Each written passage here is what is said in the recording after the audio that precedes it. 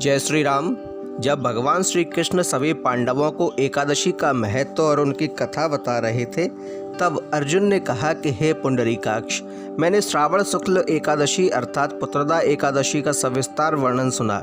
अब आप कृपा करके मुझे भादो माह के कृष्ण पक्ष की एकादशी के विषय में बतलाइए। इस एकादशी का नाम क्या है तथा इस व्रत का क्या विधान है? इसका व्रत करने से किस फल की प्राप्ति होती है? श्री कृष्ण ने कहा कि हे कुंती पुत्र, भाद्रपद माह के कृष्ण पक्ष की एकादशी को अजा एकादशी कहते हैं। इसका व्रत करने से सभी पाप नष्ट हो जाते हैं। इस लोक और परलोक में मदद करने वाली इस एकादशी व्रत के समान संसार में कोई दूसरा व्रत नहीं है। दोस्तों, तब भगवान श्री कृष्ण अर्जुन को और अन्य पांडवों को एकादशी के व्रत की कथा सुनाने लगे। आप भी ध्यानपूर्वक सुनिएगा। अब ध्यानपूर्वक एकादशी का महात्म श्रवण करिए।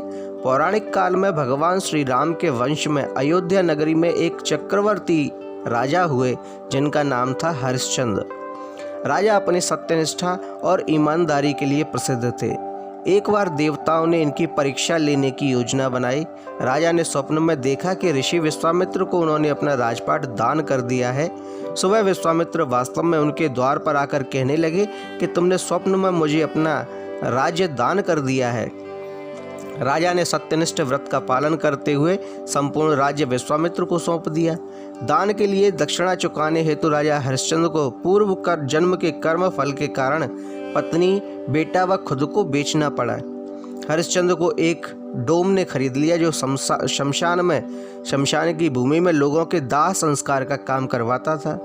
स्वयं वह एक चंडाल का दास बन गया। उसने उस चंडाल के यहाँ कफन लेने का काम किया, किंतु उसने इस आपत्ति के काम में भी सत्य का साथ नहीं छोड़ा।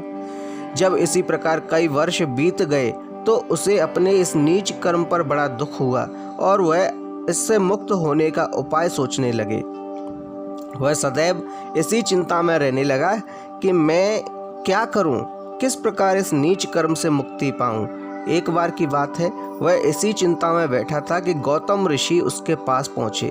हरिश्चंद्र ने उन्हें प्रणाम किया और अपनी दुख भरी कथा सुनाने लगे। राजा हरिश्चंद्र की दुख भरी कहानी सुनकर महर्षि गौतम भी अत्यंत दुखी हुए और उन्होंने राजा से कहा कि हे राजन, भादो माह के कृष्ण पक्ष की एकादशी का नाम अजा है। तुम उस एकादशी का व्रत विधि पूर्वक व्रत करो तथा रात्रि में जागरण करो।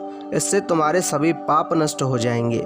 महर्षि गौतम इतना कहकर वहां से अलोप हो गए, अंतर्ध्यान हो गए। अजा नाम की एकादशी आने पर राजा हरिश्चंद्र ने महर्षि के कहे अनुसार विधान पूर्वक उपवास तथा रात्रि जागरण किया। इस व्रत के प्रभाव से राजा के सभी पाप नष्ट हो गए। उस समय स्वर्ग में नगाड़े बजने लगे तथा पुष्पों की वर्षा होने लगी। उन्होंने अपने सामने ब्रह्मा, विष्णु, महेश तथा देवेंद्र आदि देवताओं को खड़ा पाया। उन्होंने अपने मृतक पुत्र को जीवित तथा अपनी पत्नी को राजसी वस्त्र तथा आभूषणों से परिपूर्ण देखा। व्रत के प्रभाव से राजा को पुनः अपने राज्य की प्राप्ति हुई। वास्तव में एक ऋषि ने राजा की परीक्षा लेने के लिए यह सब कौतुक किया था, परंतु अजा एकादशी के व्रत के प्रभाव से ऋषि द्वारा रची गई सारी माया समाप्त हो गई और अंत में हरिश्चंद्र अपने परिवार सहित स्वर्गलोक को गया। हे राजन, यह सब अजा एकादशी के व्रत का प्रभाव था। जो मनुष्य इस उपवास को विधान पूर्वक करते हैं तथा रात्रि जागरण करते हैं, उनके सभी पाप नष्ट हो जाते हैं और अंत में वे स्वर्ग को प्राप्त करते हैं। इस एकादशी व्रत की कथा के श्रवण मात्र से ही अश्वमेघ यज्ञ के फल की प्राप्ति होती है। दोस्तों, ये है एक का वर्णन।